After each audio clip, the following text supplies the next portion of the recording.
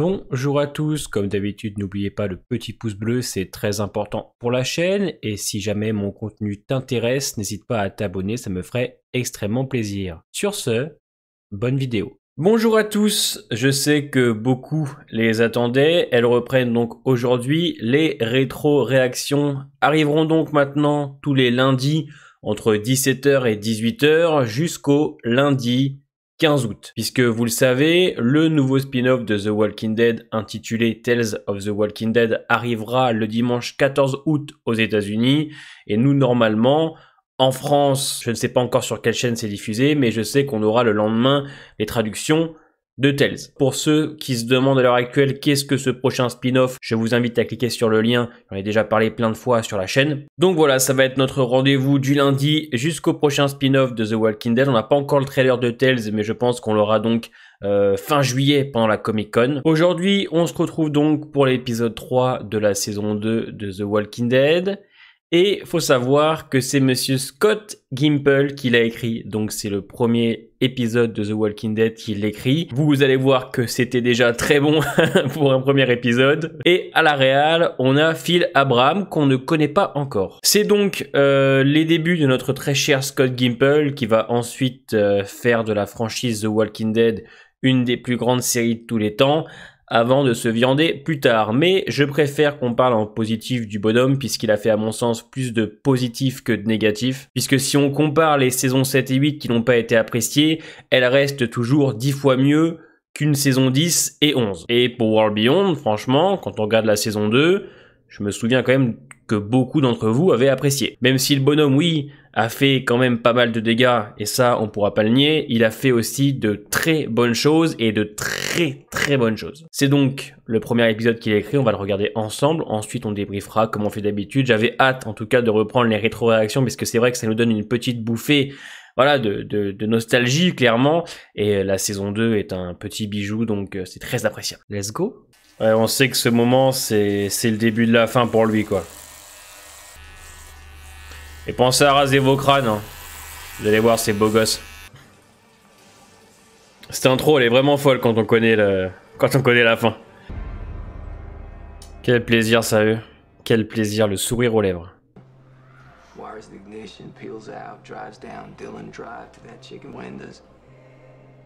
J'aime trop cette anecdote.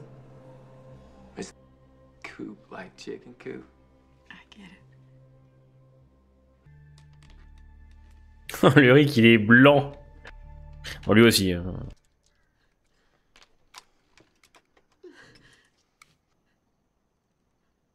Daryl, c'est un des seuls qui va se bouger le cul pour la petite Sophia. Ah ouais, ça se voit, il a forcé les tacos aussi. Ah ouais, il s'en veut, Otis.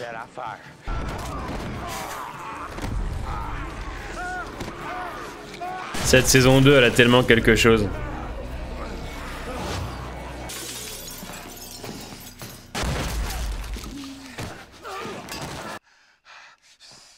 Aïe aïe aïe.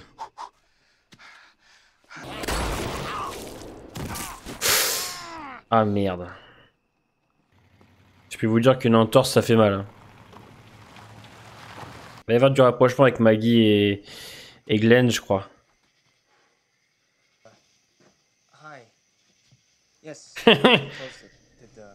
Puis Tariq qui se cherche et tout, enfin c'est insane.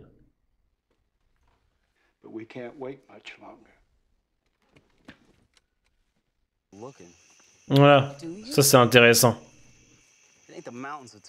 Disons que Daryl il est beaucoup plus optimiste que les autres quoi.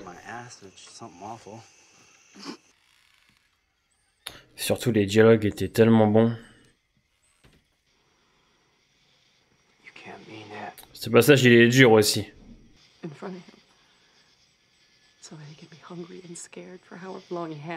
Le problème c'est que c'est intéressant ce qu'elle dit, mais ça veut dire qu'on garde plus espoir quoi. On se bat plus, on abandonne. Parce que pour Laurie, il n'y a que son fils qui compte. Rick bien sûr, mais... Ouais, après qu'elle y pense, c'est tout à fait logique à mon sens.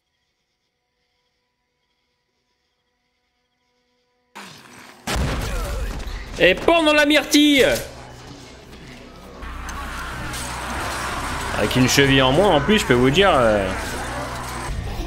C'est vrai que c'était John Bernthal, il a une sacrée carrière après quand même. Hein. Moi j'aime bien un dans la lumière et un dans l'ombre. Putain, il est blanc comme les draps. Il était beau aussi. Parce que nous on se souvient d'un animal en saison 7. Regardez, même lui ça l'énerve. Calme-toi Carl Sagan.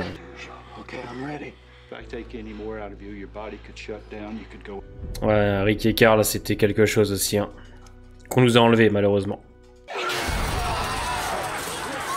Ouais. Ça, c'est un mec qui a lu le scénario de la saison 7 de Fierce. Il s'est fait grailler les yep. Des broches à kebab.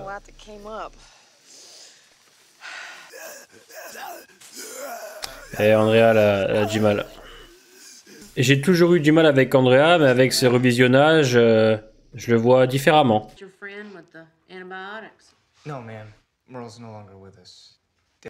Ça doit faire bien mal en plus, infecté et tout. Ah là là. Ouh là là. Salut toi. Ça se voit qu'elle avait envie de le grailler déjà là.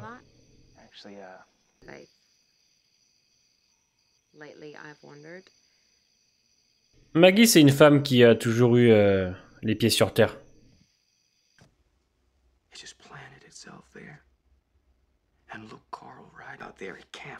Et oui, Eric, il y croit. Il a raison. Sinon, on baisse les armes. Là, ça va être un sacré passage aussi. Hein.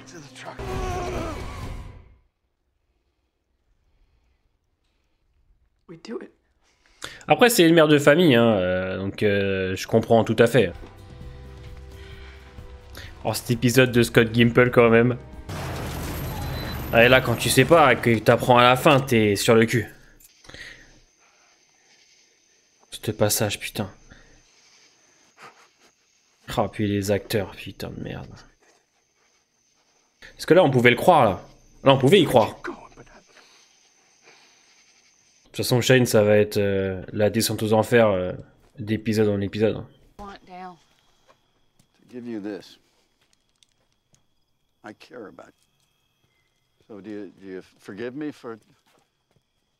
Ouais, j'aime bien le duo, en fait, c'est intéressant sur plein de points.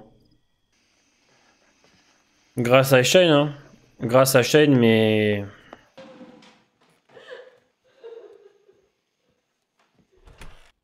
Oh, puis le triangle amoureux, Shane, Laurie, Eric, il est... Ouais. Ouais, ça va le condamner. Shane aurait dû partir depuis longtemps. Rester, ça va le condamner. Moi, je vais pas rentrer dans le débat avec Shane parce que sinon les chaînes sexuelles vont nous tomber dessus, donc... La narration, l'écriture est excellente. C'est un choix terrible, hein. Sinon, Carl il serait mort. Hein.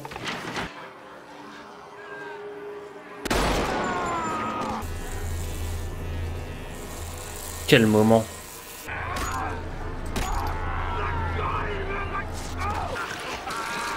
Ah, ce moment, il est terrible.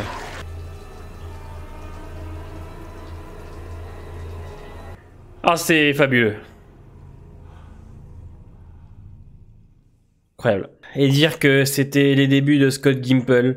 On va abréger tout de suite avec Shane, parce que je sais que c'est très compliqué de débattre avec certaines personnes sur le cas de Shane, puisque c'est un personnage qui a tellement marqué les esprits, qui a les chaînes sexuelles, hein, comme on les appelle, comme les Negan sexuels, ceux qui vouent un culte à ce personnage, comme quoi c'est l'un des plus grands, l'un des plus forts, qu'il aurait pu amener le groupe très loin, que c'était un leader né.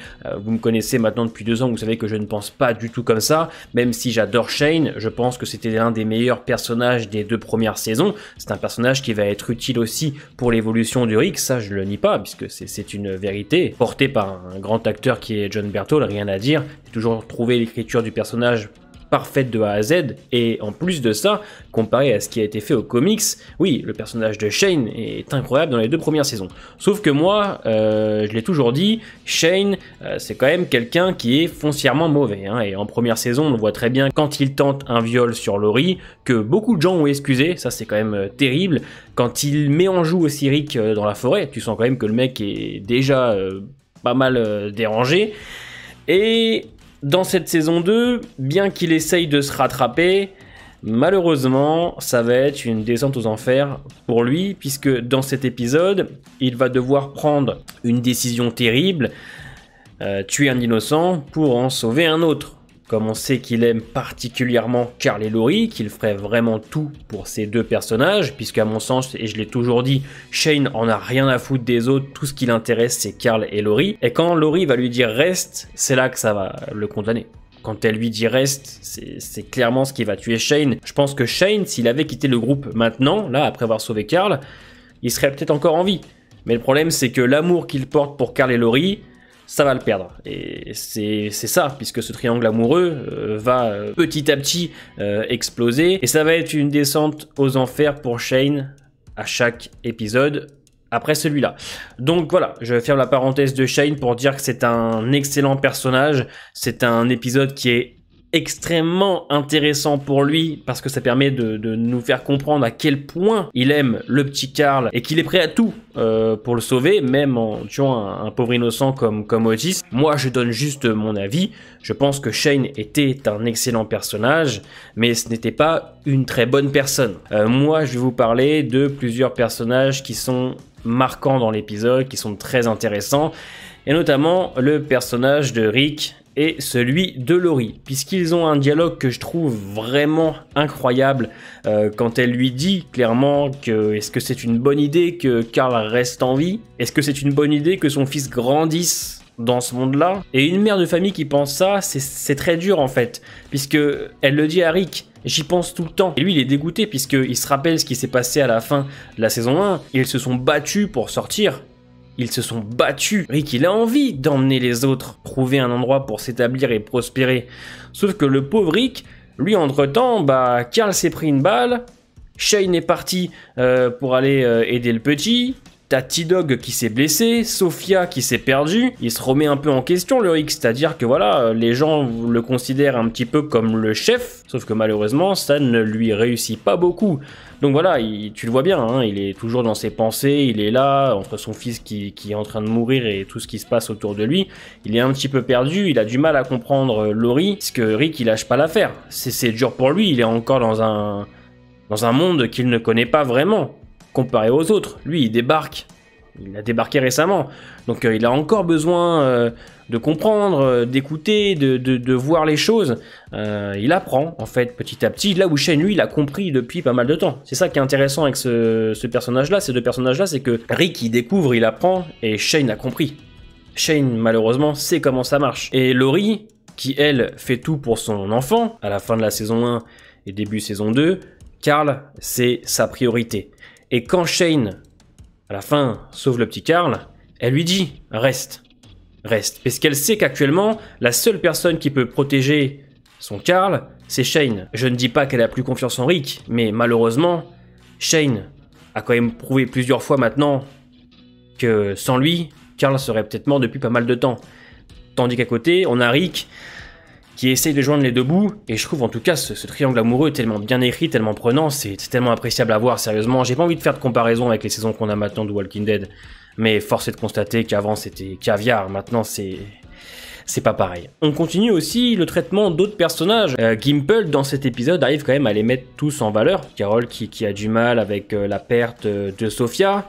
Dale qui de son côté avoue un petit peu ses torts à Andrea. Il aimerait bien qu'elle lui pardonne d'avoir pris des décisions pour elle. Il le reconnaît et tu sens que c'est un personnage, Dale, qui est très humain. Je pense qu'il avait vraiment envie d'aider Andrea. Il y a une part d'égoïsme dans ce qu'il a fait, l'empêcher de mourir, mais après pour lui elle n'était pas prête. Voilà, sauf que c'était pour lui. Hein. Il n'a pas vraiment cherché à l'écouter, si elle l'était ou non. Et c'est vrai que voilà, il commence à le remarquer, donc il lui dit excuse-moi, est-ce que tu vas me pardonner et tout. Elle est encore un petit peu déstabilisée. Elle se cherche encore, Andrea, on le voit bien quand elle voit le cadavre. Est-ce que se suicider aurait été une bonne idée? Est-ce que vivre l'est encore? Elle se cherche beaucoup. Donc je pense que ce qu'a fait Dale, de son côté, c'est pas totalement inutile. Je pense que Dale avait compris qu'Andrea avait encore l'envie de vivre, de survivre. Sauf que elle se pose beaucoup de questions. On sent que la mort prend beaucoup de place autour d'elle. C'est quand même un des sujets principaux de l'univers The Walking Dead. Et on en parle quand même beaucoup dans cet épisode, puisqu'il y a même le côté, t'as un peu Glenn et Maggie qui vont se rapprocher un petit peu grâce à ça. Donc voilà, c'est quand même quelque chose qui revient très souvent.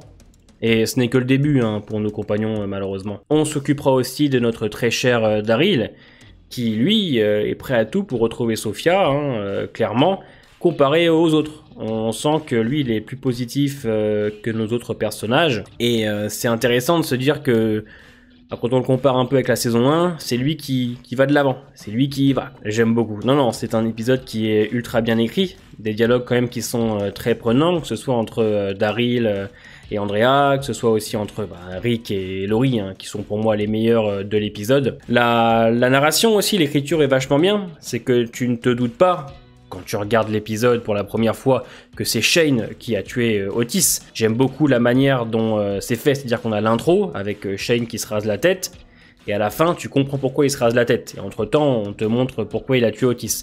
Alors c'est un choix terrible, maintenant vous me direz, c'est soit ça, soit ils mourraient tous les trois. C'est bien de se poser des questions autour de ça, mais c'est compliqué de se dire, ouais, moi j'aurais fait ça, j'aurais fait ci, puisque non, non, c'est pas comme ça que ça marche en tout cas. C'est une fiction, n'oublions pas, restons quand même sur le côté fiction, même si on va pas se mentir, The Walking Dead, bien que ce soit un univers fictif, ça se veut quand même très sérieux et très réaliste. Ça fait en tout cas du bien de reprendre les rétro-réactions. On se voit donc lundi prochain pour la suite, ce sera l'épisode 4. Petit à petit, on va avancer vers les plus grands épisodes, à mon sens, de l'univers. Portez-vous bien les amis, à la semaine prochaine pour l'épisode 4.